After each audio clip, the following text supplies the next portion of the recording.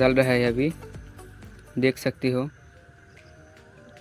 जल तो रहा है, लेकिन वो उसका जो एलईडी है वो फ्यूज हो गया।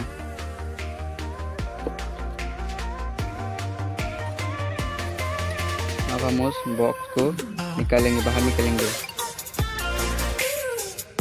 यह है उसका स्पीकर।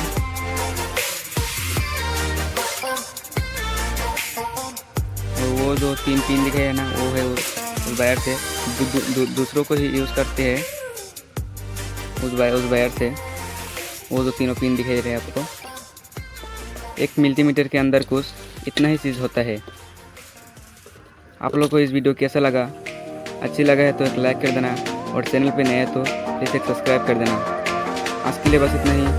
हम मिलते हैं इसके नेक्स्ट वीडियो में नए के साथ। तब तक के लिए बाय बाय।